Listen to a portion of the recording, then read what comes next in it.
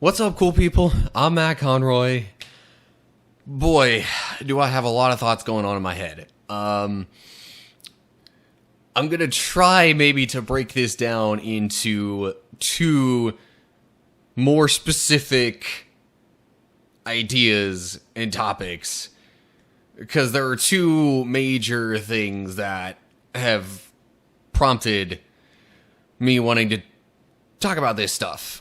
But I will say up front, any and all videos that I'm about to record are under the same general idea in my mind of responding to outrage culture, let's say. But first off, I want to get to the slightly more immediate, more hot topic, pressing, socially kind of matter at hand. And certainly the more recent event, I guess you'd say. Well, I don't know. More recent might not be the best way to say it. But anyway, the more immediate, limited case of the death of George Floyd and how people have responded to that.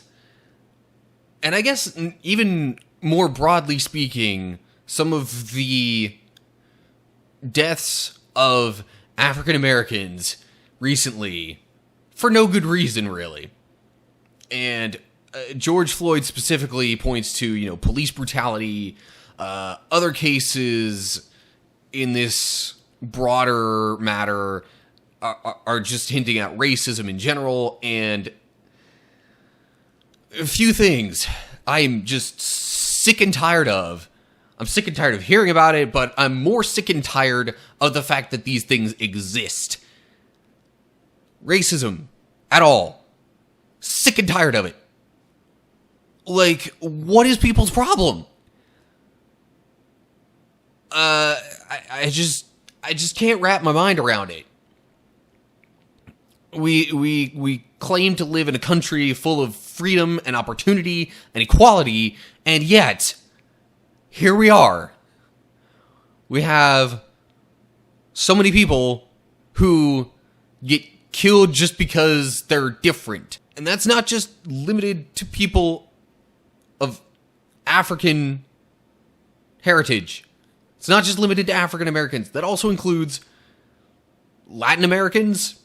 Really, in some cases, it includes practically everybody of every potential kind of race, origin, skin color, orientation, any of that kind of stuff. And it's dumb. But, obviously, the more recent pressing issue, the one that's on everybody's minds, because of the death of George Floyd, is African Americans and police brutality and things of that nature.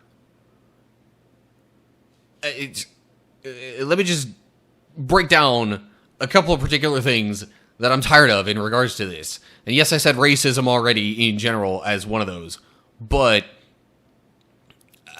I think it's a thing where unless we adopt an entirely different culture and we, over years and years, raise children to not be racist and, do a whole bunch of efforts like that, we're not going to be rid of racism anytime in the near future.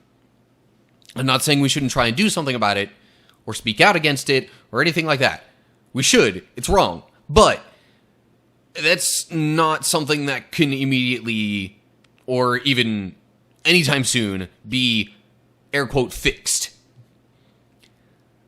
Some things that possibly could be fixed. Police brutality. Train your freaking police officers right. Yes, I understand they put themselves on the line and in danger day after day, and they're constantly under massive stress. I get that. But there are too many stories of people who have encountered, I'll just outright say, bad cops. In the case of George Floyd, that's a bad cop. That's somebody who does not know how to do his job right. Dude is on the ground. You don't need to hold your knee on the dude's neck to keep him restrained. Even if he was not already restrained any other way. Like, I could understand maybe doing that for a little bit in order to get George Floyd more restrained. You know, like, say in handcuffs, or even just, you know, if he's already in handcuffs, get him to a different position. I haven't even seen the videos and stuff like that, because A, it's kind of new, and B, all of this is ridiculous. I've heard other stories of this same kind of thing happening. But anyway, train your freaking police officers right, and don't have them kneeling on someone's neck for an extended period of time. I guess on the whole, like, these bad cops, they either need to be filtered out in some way or another. They need to be filtered out. Whether that's, you know, I mean, I gotta imagine some of these officers, like, any inherent racism that they might harbor, any sort of mindset that would, you know, lean towards that kind of thing, would be apparent in some of their daily interactions with other officers and staff. I'm not saying that's going to be the case all the time, but for any officer that is apparent and obvious, give them a warning of some sort that kind of stuff is not allowed, is not acceptable for an officer of the law, and if they still refuse to change their ways, kick them out. Because racism should not, ultimately cannot, be tolerated from an officer of the law. Someone who is supposed to uphold the laws, the values, and the overall character of the United States and what it stands for. Can't happen. Should not happen at all. And if it continues to happen, people are just going to get more and more outraged over it. And even if you don't, you know, get every officer trained properly, so to speak, or if they don't all follow along with that in the field, there should be somebody else there holding them accountable. Like, if this guy was the only one there, then if you ask me, there should have been somebody else to, you know, help him out with restraining George Floyd, and or if the help didn't seem necessary, once it came to the knee on neck situation, another officer could have been there, maybe should have been there, to tell that one, hey, you don't need to suffocate the dude. You don't need to kill the dude to keep him restrained.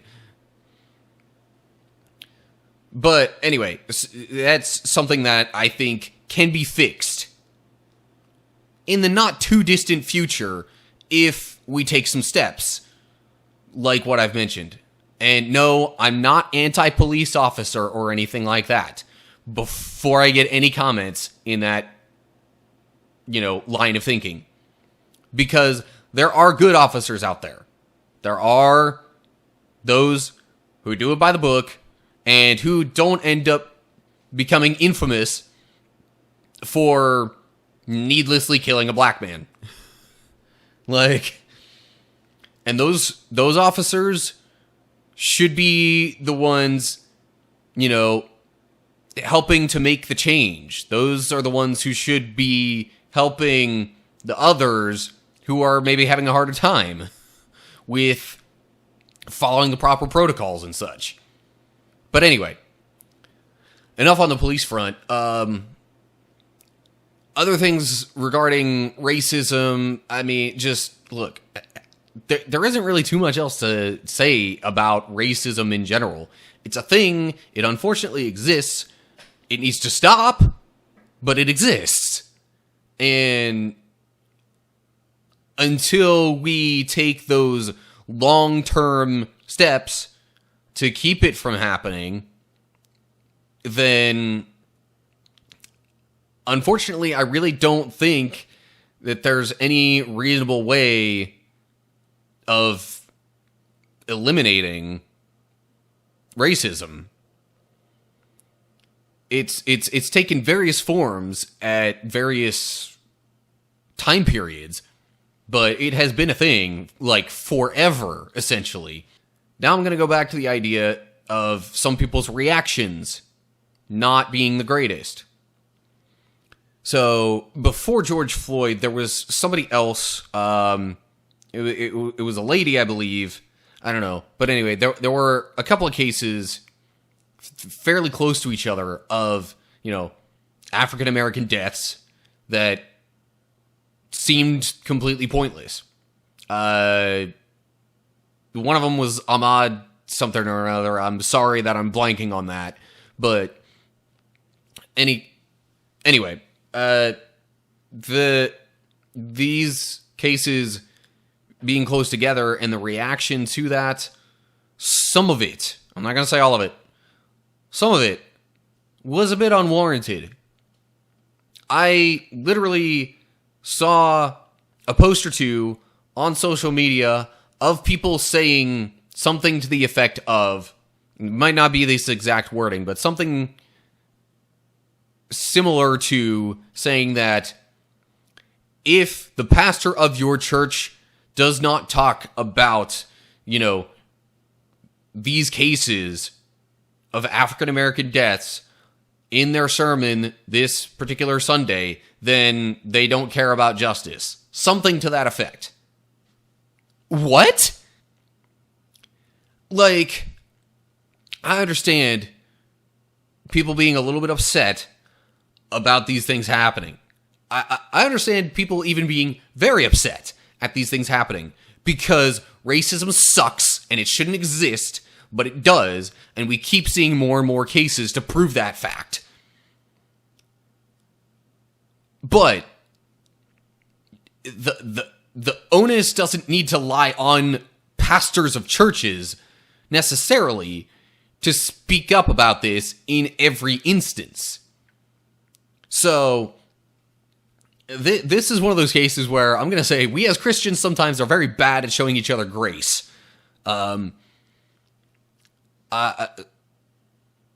are all sorts of reasons why a pastor might not want to talk about something like that, especially in the immediate aftermath. It could make people want to leave that church, that congregation, because of, the pastor possibly revealing some viewpoint that they don't agree with.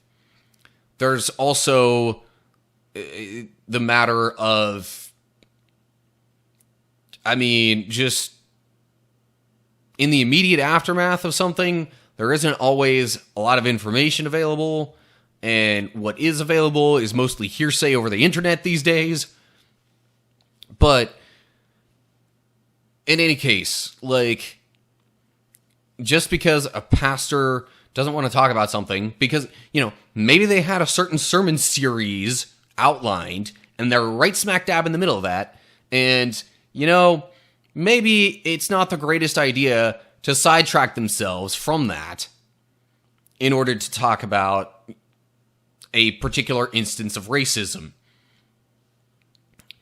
But anyway,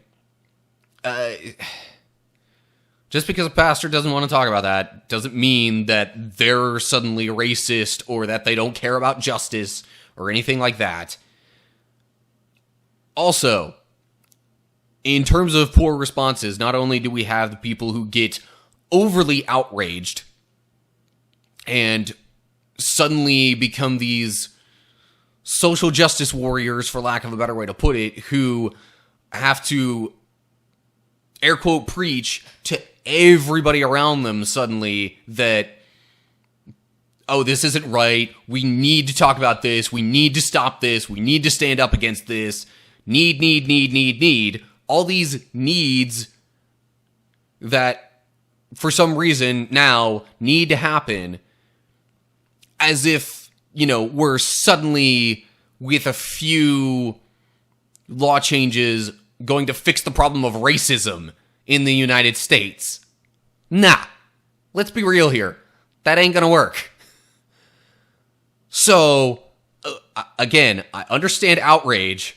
I understand people being upset and disappointed over these instances, over these cases, over these people dying. But suddenly getting upset with everybody else who maybe doesn't want to talk about it right now, or who, doesn't immediately want to say, yeah, let's change a bunch of stuff really quickly to try and combat this. You don't suddenly need to get upset with these people that aren't as passionate about this issue as you are. But then we have probably the worst response possible to an instance of racist police brutality like this. Going back to George Floyd, apparently, in the near aftermath of that, riots in a sense, from just a general being upset and outraged standpoint, from a psychology standpoint, I can understand people wanting to do that, and even then following up on that. I don't know if that's right per se, but no, rioting is not what I'm gonna say is the worst response. The worst is for some people, for some reason or another, got the brilliant idea of, hey, let's get together to raid and loot a freaking Target store because we're upset over this black man dying. What? What kind of sense does that make? They're completely unrelated. And that only puts you in a worse light. That's only going to make police officers even more jumpy and skeptical and prone to think that an African American in this community is some kind of dangerous, whether it's, actually armed or, wanting to do harm or even just flipping crazy. One of those is likely to seep into the perception of the local police officers if you do completely stupid acts like this that make no sense and have zero relation to what you're actually mad about. So, yes, bad police officers are wrong. Racism is wrong. But freaking looting a store? That's also wrong. And it's just going to increase the bad perception of African Americans, at least in your neighborhood, if not further across the country. So, zooming out a bit. Again, the point I really want to hit home with this video, and probably another video I'm going to do soon, but this video, the main point I want to hit home is that as Christians in particular, this is not an excuse to stop showing grace to people. This is not an excuse to suddenly either A, become more racist, or B, become completely outraged at any and all police, or whatever. The reacting in that kind of way, in ways that are unhelpful, that push people away, that's not helpful as a Christian in particular. Because, again, there's this thing called grace. And whenever you have a violent reaction to something, that's not grace. Period. Like, go ahead and tell me when Jesus was violent against anyone. I'll wait. But until then, violent reactions in any way, and even like suddenly, going overboard with your stance on an issue, like saying that, you don't want to be friends anymore with somebody else who disagrees with you because of a certain thing happening. That's not God within you reacting to the situation. That is just you and your fallen, sinful human nature wanting what you view as justice to be served. And our view of justice is not always the same as God's. Anyway, I don't need to get super theological on this. Continue showing grace. Even in crazy circumstances like this. Even when discussing and reacting to completely needless violence and death. Because that is how you communicate God's love to others. It's violent response, or even just other pointless, unhelpful responses that are my problem with how people react to some of these situations. Anyway, so okay, that's officially going to do it for now. I'm just kind of rambling, and I should stop. So, just look down in the description for info on how to follow me and my social media pages and all that kind of stuff. I don't need to belabor the point on that. Leave comments below with your thoughts. Let's have a decent discussion about this, hopefully. Anyway, I'm getting a phone call. Until next time, stay cool, people.